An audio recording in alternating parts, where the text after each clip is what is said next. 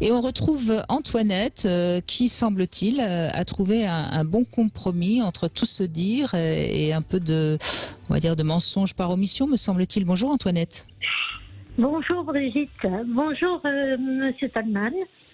J'ai écouté votre émission depuis le début, je pense, je n'ai rien manqué et je souhaitais témoigner pour la communication dans le couple.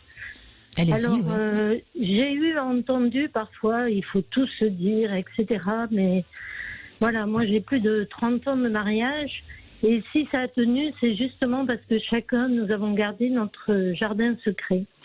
Alors, qui dit secret, oui, bien sûr, on fait des choses à côté sans la personne, mais ça ne remplace pas la personne, attention. C'est pour ça que pour moi, c'est quelque chose qui est un plus et pas un moins pour la personne. Et c'est en ça que c'est important. Alors, en parler, on en parle, mais on ne va pas dans les détails et on ne se dit pas, il faut préserver la communication et surtout le couple, tout simplement. On n'est pas là pour tout se dire et dire, mais voilà, j'ai pris mon pied avec un tel, avec lui, et c'est bien. Ben non, c'est pas le but. Le but, c'est pas de se faire mal. Vous voyez ? Donc si j'entends bien, Antoinette, vous savez l'un et l'autre qu'il peut y avoir des relations extra-conjugales, mais vous ne rentrez pas dans, mais vous n'en parlez pas, c'est ça ? C'est ça votre deal ? C'est ça. À un moment donné de notre vie, moi, clairement, il me manquait des choses. Je me disais, j'avais des fantasmes, j'avais envie de les vivre. Et j'ai dit un deal à mon mari. Alors, c'est parti d'une constatation, comme beaucoup d'hommes, et regarder des trucs porno sur l'ordinateur ou à la télé. Et il se couchait tard, je comprenais pas pourquoi, et je me disais, mais attends, on a les mêmes envies, quoi. Moi aussi, j'ai envie de jouer, j'ai une libido qui fonctionne. Et donc, un jour, je l'ai mis au pied du mur. Tout simplement, je lui ai dit, écoute, j'ai vu que tu regardais sur l'ordinateur des trucs porno, très bien. Je ne te blâme pas, je ne te juge pas, mais moi aussi j'ai envie de faire des trucs et comment je fais si je suis toute seule ? Donc je lui ai donné un ultimatum entre guillemets en lui disant, ok, d'ici 2 mois, je vais visiter un club libertin et on verra ensemble. Toi, si toi tu viens, t'as mieux. Si tu viens pas, c'est pas grave, j'irai avec un ami. Et donc j'ai préparé, si vous voulez, ma communication comme ça. Je lui ai laissé le choix. Donc vous allez me dire, c'est pas vraiment un choix. Mais moi, j'étais prête, en fait. J'avais vraiment besoin.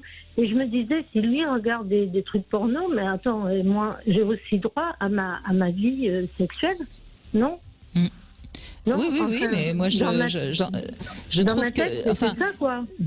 Antoinette, dans votre cas, je trouve qu'il n'y a pas eu de mensonge. Vous avez mis les choses sur la table, oui. vous avez communiqué, et puis après, vous en êtes arrivé à la conclusion qu'il fallait peut-être pas rentrer dans les détails.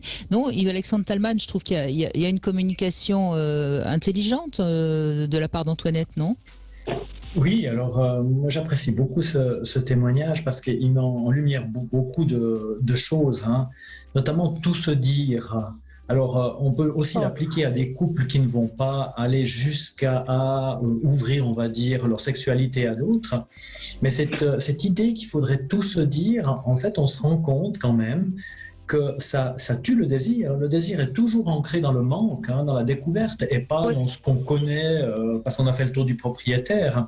Et on voit bien dans le témoignage qui vient d'être livré que l'aspect du désir, hein, est fondamental de la libido.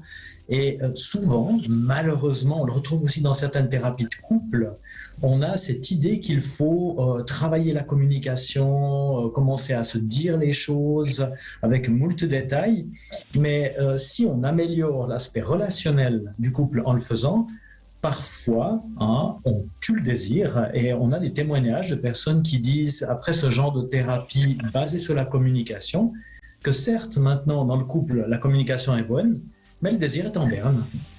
Et donc, cette idée d'être trop confident de l'autre, j'ai beau être psychologue, mais je m'y oppose en disant que non, on a droit à notre jardin secret, on a droit à une part de mystère, et cette part de mystère, c'est justement ce qui éveille le désir chez l'autre.